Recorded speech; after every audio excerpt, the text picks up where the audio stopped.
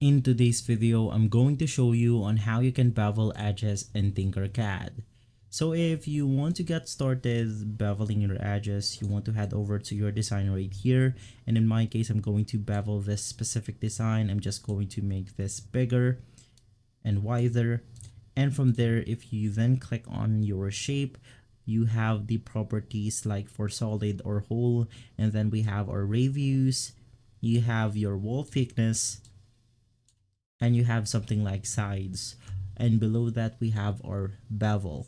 So you can just maneuver or change this slider depending on the design that you want to accomplish. And basically we also have the bevel segments. Now that I have this smooth round edge, I can maybe insert something like an eye onto my design right here. And let's do the same thing for the other port, which is going to be slightly right here. Now it basically looks like a Lego head. Of course, this is not a copyright. It just matches our design right here. But unfortunately, in some other shapes like square, we don't have that feature yet. As you can see, we only have radius, steps, length, width, and height.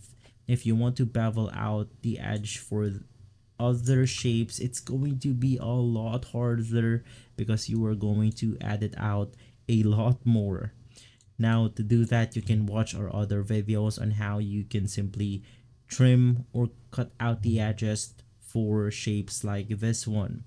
And so if this video has been helpful, leave a like, subscribe, and follow Guide to Everything for more videos like this.